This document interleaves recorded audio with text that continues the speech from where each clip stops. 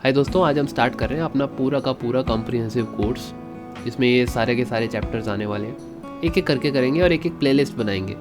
अभी चैप्टर 0 मैं नहीं करूँगा क्योंकि वो आप लोग जानते भी हो, थोड़ी बहुत नॉलेज है भी, और दूसरी बात वो मैं कभी बना के अपलोड कर दूँगा। एक प्लेलिस्ट की बात है ना, वो उसमें स्टॉक मार्केट की बेसिक्स आने वाले हैं। कोई भी अभी नहीं करना चाहेगा, मेरे को पता है। मैंने एक बार पहले भी इसका पहले भी सेशन चलाया था, तो एक लाइव वीडियो ऑलरेडी अपने चैनल पर पड़ी है, आप देख सकते हो। चलो आज बात करेंगे किसकी, जिसका आपको सबसे बेसब्री से इंतज़ार है। क्या? Technical analysis. इसी की बात करेंगे, ठीक है। चलो चलते हैं। ये हमारा यूनिट 1 भी है और प्लेलिस्ट 1 भी है। इसमें हम सबसे पहले स्टार्ट करेंगे इंट्रोडक्शन से। देखो, इंट्रोडक्शन देख के इसको मिस मत करना, बहुत इंपॉर्टेंट इन्फॉर्मेशन है। इसी के बेसिस पे ही सारा का सारा टेक्निकल एनालिसिस चलता है, इसको मिस मत करना। अच्छा, टेक्निकल एनालिसिस ही नाम क्यों, और कुछ क्यों नहीं? देखो, इसमें कॉन्सेप्ट लगते हैं स्टैटिस्टिक्स के, आप मानो या ना मानो। आप सिंपल देख रहे हो कि ऐसे ऐसे पैटर्न बना कुछ और ब्रेकआउट दिया तो आपने एंट्री ले ली, पर everything is statistics, everything is probability.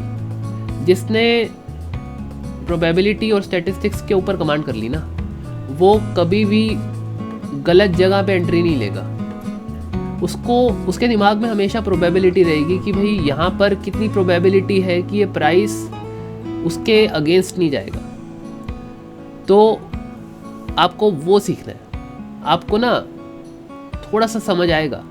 एक तो प्रोबेबिलिटी स्टैटिस्टिक्स होगी और एक सप्लाई डिमांड की गेम होगी। ये जिसने सीख ली ना, उसको पता है कि कहाँ पर एंट्री लेनी है, कहाँ नहीं लेनी है। वो हम टेक्निकल एनालिसिस में सीखने वाले हैं, डोंट वरी, धीरे धीरे चलेंगे। टेक्निकल इसीलिए है क्योंकि इसमें टेक्निकल चीज़ें लगती है, मैथमेटिक्स लगती है, प्योर मैथमेटिक्स। हम कोई भी कंपनी का डाटा नहीं देख रहे, हम कोई भी फाइनेंशियल इंफॉर्मेशन नहीं देख रहे, हम कोई बैलेंस शीट नहीं देख रहे, ये कुछ नहीं देख रहे। इसको कैंसिल कर दो, इसको कैंसिल कर दो। हम क्या देख रहे हैं? प्राइस पैटर्न्स, ठीक है, प्योर प्राइस पैटर्न्स। हमें कुछ नहीं देखना, प्राइस देखना है और क्या देखना है? वॉल्यूम। ये हमारे बेस्ट फ्रेंड, इनके अलावा कुछ नहीं। प्राइस और वॉल्यूम, हमने प्राइस वॉल्यूम एनालिसिस करना है और उससे ही सारे का सारा निष्कर्ष निकालना है। इंडिकेटर भी इतने इंपॉर्टेंट नहीं है, पर ये सब जानने से पहले टेक्निकल एनालिसिस का बेसिस जान लो। क्या लिखते हैं? Basis of technical analysis. 3 point है। पहला पॉइंट क्या कहता है कि प्राइस डिस्काउंट्स एवरीथिंग। इसका सिंपल मतलब ये है कि मार्केट में जितने भी प्लेयर्स हैं, चाहे वो इंस्टीट्यूशंस हो, इंस्टीट्यूशंस कौन से हो गए?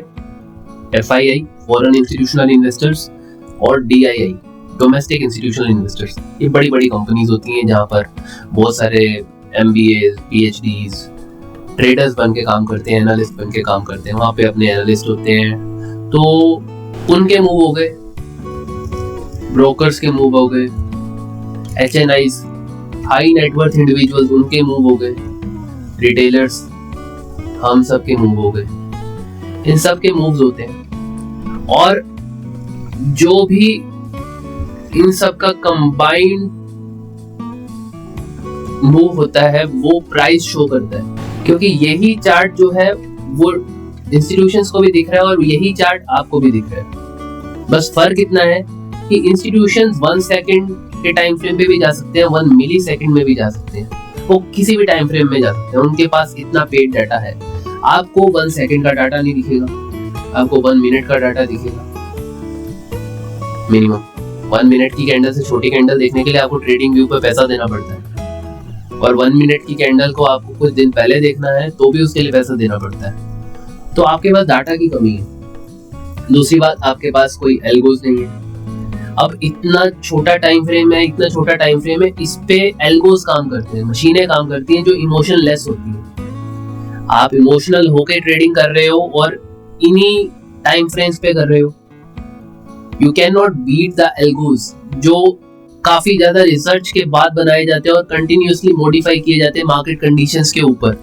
ऐसा नहीं है कि उनको कभी मॉडिफाई ही नहीं किया, जो बन गया उसको कंटिन्यूअसली यूज नहीं करते रहे, क्योंकि मार्केट कंडीशंस चेंज होती हैं। और वो कंडीशंस कौन बताता है? प्राइस बताता है। अगर आप कुछ नहीं देख रहे, अगर आप प्योर टेक्निकल एनालिस्ट हो, तब आपको प्राइस सब कुछ बताएगा। प्राइस इज गोल्ड, भाव भगवान जी, ठीक है ना।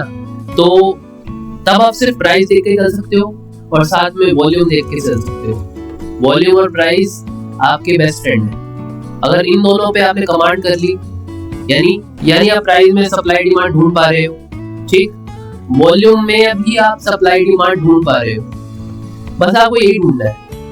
एंड अगर ये आपको मिल गया तो वेल एंड गुड। अब आगे चलते हैं। Second point, price is not random, और सिंपली मार्केट जो है, market moves in trends and trend is your friend. सीधी बात, if you are moving in direction of trend, then market cannot damage your account। Long term में आपको trend में चलना है और आपको लीवरेज नहीं लेनी, बिकॉज लीवरेज का एक टाइम होता है। सिंपल आपको एक छोटा सा एग्जांपल देता हूँ। मैं टॉपिक ये है, टॉपिक मार्केट ट्रेंड्स का है, लेकिन मैं आपको ट्रेंड फॉलोइंग का एग्जांपल देता हूँ। आपने कैश में एंट्री ली और मार्केट ट्रेंड की डायरेक्शन में ली, कभी ना कभी वो ऊपर जाएगी। और जो सभी कहते हैं ना कि एमआरएफ का शेयर तब बाय किया होता तो आज कितना होता, तो इसी वजह से कहते हैं कि भाई कि कैश सेगमेंट में तो जो आपने शेयर खरीदे उस पे आपकी ओनरशिप है, ना आप उसका ब्याज दोगे, ना आपसे वो कोई छीनने वाला। जब तक आप जिंदा हो तब तक वो शेयर आपका रहेगा, उसके बाद आपके नॉमिनी करेगा अगर आप नहीं बेच रहे। और शेयर इज लाइक प्रॉपर्टी, ठीक है, बढ़ता ही जाएगा, वैल्यू बढ़ती जाएगी। जब तक कंपनी है तब तक आपकी प्रॉपर्टी बढ़ रही है, और कंपनी की वैल्यू प्रॉपर्टी से ज्यादा होती है, ये समझो। रिलायंस की वैल्यू इस समय, स्क्रीनर खोलते हैं और रिलायंस की मार्केट कैप दिखाते हैं, 18,60,000 करोड़ इसकी मार्केट कैपिटल। आपकी किसी भी प्रॉपर्टी की इतनी मार्केट वैल्यू हो सकती है? आप ऐसी चीज खरीद रहे हो जो लाखों करोड़ की है। बिलीव मी, कैश में लो और प्राइस को सेम ट्रेंड में मूव कर दो। अपनी इंडिया के 10-20 साल है तो उसमें आप बहुत बेनिफिट उठा जाओगे। आप भी ऐसे कहने वाले बनोगे कि मैंने 2024 में ये शेयर खरीदा था और आज है। तो ट्रेंड की डायरेक्शन में अगर आप एंट्री लेते हो, that is the best thing you can do for yourself, your future self, ठीक। अब ट्रेंड जो है वो 3 टाइप के होते हैं। First, primary trend. Primary trend मतलब जो लॉन्ग टर्म ट्रेंड है। आप मंथली चार्ट खोल के देख लो, मंथली चार्ट, आपको मैक्सिमम टाइम में मार्केट ऊपर जाती दिखेगी ऐसे, ठीक है। जब से मार्केट स्टार्ट हुई 20th सेंचुरी से, तब से मार्केट ऊपर ही जा रही है। सेकेंडरी ट्रेंड, अब ये हो सकता है कि कभी कभी मार्केट नीचे आ जाएगी, ऐसे फॉल करेगी, फिर और ऊपर जाएगी, और ये जो फॉल करेगी ये हमारा सेकेंडरी ट्रेंड। जरूरी नहीं कि ये अपर डायरेक्शन में ही हो, ऐसा भी हो सकता है कि प्राइमरी ट्रेंड हमारा डाउनवर्ड हो और थोड़ी देर के लिए मार्केट ऊपर मूव करे, तो सेकेंडरी ट्रेंड फिर ये होगा और जो हमारा प्राइमरी ट्रेंड है वो ये होगा। अपवर्ड के केस में ये प्राइमरी ट्रेंड है और ये सेकेंडरी ट्रेंड है। Got it? तो हमारा प्राइमरी ट्रेंड अगर अप ट्रेंड है तो जब नीचे आता है, then when it again starts moving up, then it again starts following the primary trend। आप राफ्टिंग करते हो, राफ्टिंग में आपकी बोट उस डायरेक्शन में जाती है जिस डायरेक्शन में रिवर का फ्लो है, सिंपल। तो you have to raft through the markets, ठीक है। मैं यहाँ लिख देता हूँ, you have to raft through the markets.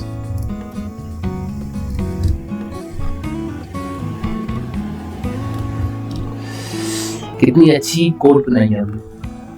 Secondary trend हो गया, फिर थर्ड क्या है? Minor trend. माइनर ट्रेंड भी होता है भाई, जब मार्केट 1-2%, 3% नीचे गिर जाए, आपके तो मार्केट धड़ाम होगी यार। 2% से 3% से होता क्या है, जो 15-20% का मूव आया एक साल में, उसको तो नकार ही दिया। इतना तो करेक्शन बनता है ना, थोड़ा बहुत तो प्लेयर एग्जिट करेंगे या कोई न्यूज तो थोड़ा बहुत तो इम्पैक्ट डालेगी। तो माइनर ट्रेंड क्या होता है? देखो, ये जा रहा है ट्रेंड, ये है सेकेंडरी ट्रेंड। अब सेकेंडरी ट्रेंड में ही कई बार ऐसी एविएशंस हो जाती हैं, या प्राइमरी ट्रेंड में भी थोड़ी सी एविएशन होती है, मार्केट ऊपर जा रही है, थोड़ी एविएशन हो रही है, फिर एक सिग्निफिकेंट जब फॉल आता है, ये सेकेंडरी ट्रेंड हो गया। पर बीच में जो छोटी छोटी एविएशन होती रहती है इसको हम माइनर ट्रेंड बोलते हैं, या फिर नीचे जाते समय माइनर ट्रेंड हो गए। तो आपको ये देखना है जो माइनर एविएशन है दोस आर माइनर ट्रेंड, ठीक। मेन है primary trend, then secondary trend is also fine, जहां पे आपको एक सपोर्ट मिलेगी जहां आप बाय करोगे, ठीक।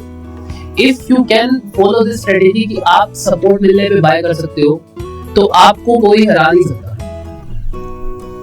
Because you are just doing the safest thing in the world. Sale पे स्टॉक मिले बाय कर लिया, that is it, peace of mind से काम किया। ये सेकंड था कि प्राइस जो है वो ट्रेंड में मूव करता है। थर्ड पॉइंट क्या है? Third point is very important for a technical analyst perspective. What is more important than why? ऐसा क्यों बोल रहे? कथावाचक ऐसा क्यों बोलना चाह रहे हैं कि what is more important than why? Because आप हो गए फंडामेंटल एनालिस्ट। फंडामेंटल एनालिस्ट का काम है कंपनी के मैनेजमेंट को स्टडी करना कि उसकी मैनेजमेंट कैसी है, ज्यादा लालची तो नहीं है, गलत डायरेक्शन में काम तो नहीं कर रही है, कंपनी के रेवेन्यू अच्छे आ रहे हैं कि नहीं, सेल अच्छी हो रही है कि नहीं, प्रॉफिट बन रहा है कि नहीं, फलाना ढिमकाना, राइट। टेक्निकल एनालिस्ट का काम क्या है? पहले पॉइंट के हिसाब से कि price discounts everything, so they must focus on price, right. दूसरी बात, कोई चीज क्यों हो रही है, आपको क्या मतलब? आप कोई एनालिस्ट हो, आपने कोई न्यूज़ आर्टिकल छापना है, उसके पीछे आपने कोई न्यूज़ आर्टिकल छापना है, आपको ट्रेड लेनी है, आपको एंट्री लेनी है, आपको एग्जिट लेनी है। Why do you worry about why something is happening in the market? Why fall came? भाई fall आया ना, हमको इतना पता है।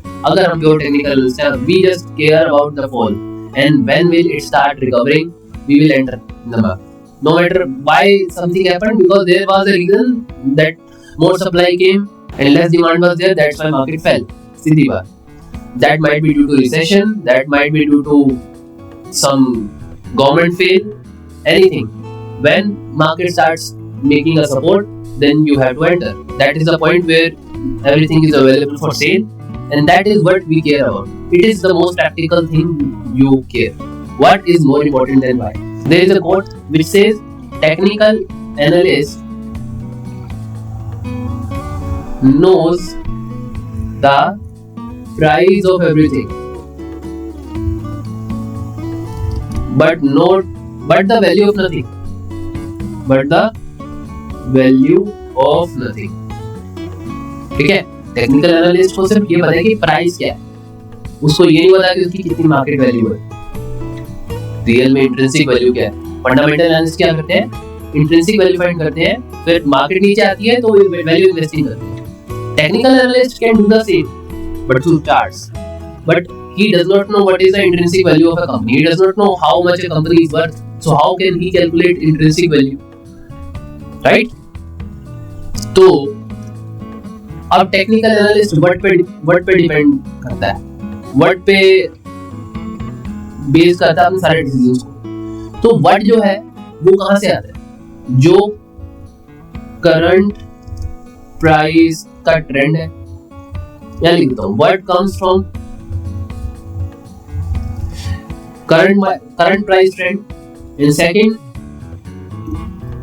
past price movement, या फिर पैटर्न्स, जो कि पैटर्न्स लास्ट 40, 50, 60, 70 ईयर्स में स्टडी किए गए हैं अलग अलग रिसर्चर्स के थ्रू, अलग अलग टेक्निकल एनालिस्ट साइंटिस्ट के थ्रू। तो वो जो पैटर्न्स है लोग उसको स्टडी करके, अब जैसे एग्जांपल ले लो, वो पैटर्न्स है, उन्होंने अपने अपने पैटर्न्स बनाए। अब लोग सोचते हैं और फिर एक किताब बना दी जिसके अंदर सारे के सारे टेक्निकल एनालिस्ट के पैटर्न इकट्ठे लिख दिए गए। अब लोग सोचते हैं कि अगर मैंने सारे के सारे पैटर्न सीख लिए, जैसे कि एग्जांपल के तौर पे आपने देखा कि हेड एंड शोल्डर बन रहा है मार्केट में, then market must fall when it crosses the neckline, then you must take the trade and market will fall. और डबल टॉप बन रहा है, डबल बॉटम बन रहा है, उसके अलावा आप लगा लो, कोई कहता है कि हम इवनिंग स्टार पे ट्रेड करते हैं। What is evening star? Market ऊपर जा रही है, सडनली एक शूटिंग स्टार बना and then market starts falling, right? This is evening star. Then somebody says कि we trade in morning star, pattern, the market's falling, and again there is some hammer formation and markets go start going up. We trade here. But ये सारे के सारे pattern आप कहाँ remember कर पाओगे?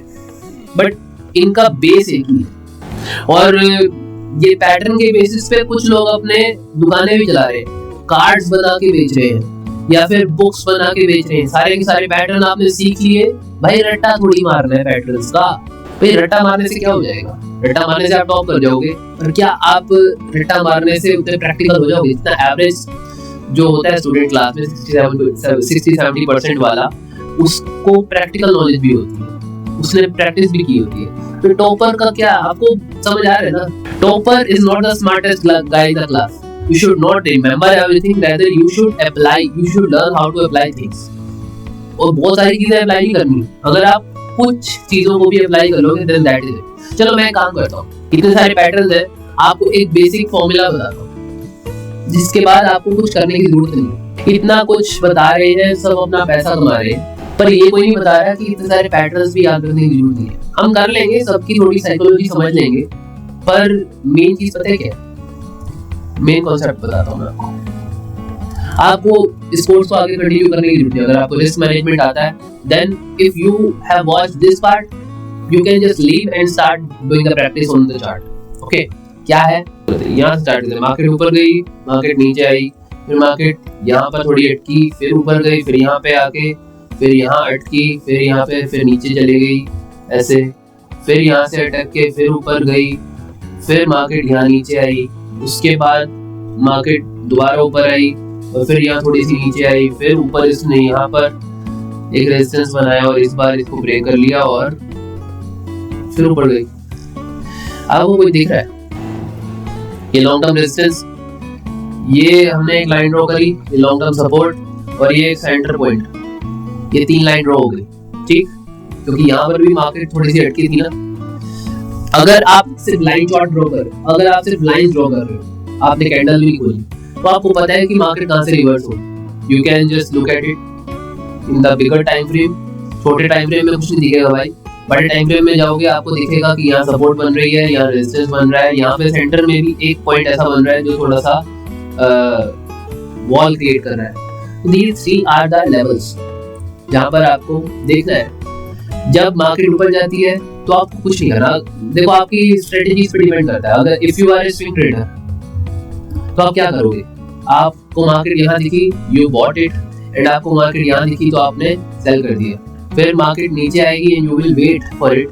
Market कब यहाँ आती है, then you will again buy it, and then market start going up, you again sell here. This is the strategy for a swing trader.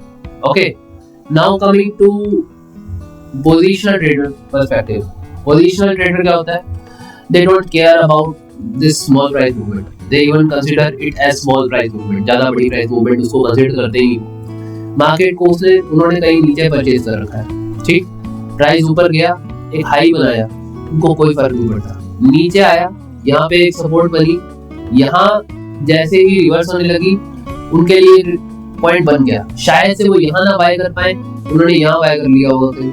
ठीक है, उसके बाद मार्केट ऊपर गई, इसी पॉइंट में दोबारा सपोर्ट बनाया, दोबारा रेजिस्टेंस बनाया, उनको फिर कोई टेंशन नहीं. वहां से दोबारा नीचे आ गई मार्केट, और अगेन इसी पॉइंट पे. इस बार उनको श्योर है कि इस पॉइंट से नीचे नहीं जाएगी, बिकॉज पिछली बार यहीं से वापस आएगी, तो वो यहाँ अगेन और क्वांटिटी ऐड कर लेंगे. तो उसके बाद ऊपर चली, फिर नीचे आई और यहाँ से रिवर्स करने लगी. उनको देखा कि पहले 2 बार यहाँ पर अड़चन आई थी, तो यहाँ और क्वांटिटी ऐड कर लेंगे. ऐसे ऐसे वो ऐड करते रहेंगे, उनको कोई फर्क नहीं पड़ता. और जैसे ही साइडवेज ट्रेंड ब्रेक होगा तो उनके पास इतनी ज्यादा क्वांटिटी होएगी कि जब मार्केट ब्रेकआउट देगी तो जितना ये नीचे पोर्शन था उतना ऊपर भी इनको मिलेगा. और ये तो उनको चाहिए था. Positional traders are continuously accumulating like an investor. अगर ये गेम आप समझ गए तो आपको आगे मेरा कोर्स करने की भी जरूरत नहीं. That is it for you. But if you have to learn it properly with all the concepts, आपको प्रॉपर पैटर्न देखने, और साथ साथ मतलब मैं पैटर्न बेस्ड ट्रेडिंग नहीं करता, मैं यही वाले कांसेप्ट्स के ऊपर ट्रेडिंग करता हूँ. डिमांड एंड सप्लाई, नीचे वॉल्यूम कैसे हो रही है मैं उस पे ध्यान देता हूँ, और उस बेसिस पे यहाँ पर भी आपको कैसे पता चलेगा? मान लो फर्स्ट टाइम यहाँ से मार्केट रिवर्स हो रही है, then you can not be able to know easily कि मार्केट यहाँ से रिवर्स हो रही है। तो वहां पर क्या होता है, जैसे पिछले स्लाइड में हमने पैटर्न देखे थे, ये पैटर्न हो गया, ये पैटर्न हो गया, कुछ ये पैटर्न हमको समझने होंगे पर नाम से नहीं, बस टाइप होती है, कुछ 2-3 पैटर्न्स की टाइप है, उनको समझना होगा और वो काफी होगा हमको एक अच्छा एटलीस्ट स्विंग ट्रेडर बनाने में। आई होप आपको थोड़ा सा कांसेप्ट समझ आया होगा यहाँ पर। इस वाले कांसेप्ट को आप किसी भी स्टॉक के चार्ट के ऊपर लगा के देखना, day, week, monthly time frame लगाना, उससे कम मत करना, और आपको क्या रिजल्ट मिले वो मुझे कमेंट सेक्शन में जरूर बताना, ठीक है? और कोई आपकी क्वेरीज है, कोई आपके क्वेश्चन है, वो भी कमेंट्स में लिखना ताकि मैं वो अगली वीडियो में इंक्लूड कर सकूं। ये करना जरूर, और वीडियो अच्छी लगी तो लाइक कर दो, चैनल को सब्सक्राइब कर दो, साथ में बेल नोटिफिकेशन दबा दो ताकि आपको अगली वीडियो की नोटिफिकेशन आ जाए। बाकी अगर आपको नोटिफिकेशन चाहिए नेक्स्ट वीडियो की, तो टेलीग्राम चैनल को भी सब्सक्राइब कर लो, मैंने डिस्क्रिप्शन में लिंक दे दिया। चलो मिलते हैं अगली वीडियो में। जय भोलेनाथ।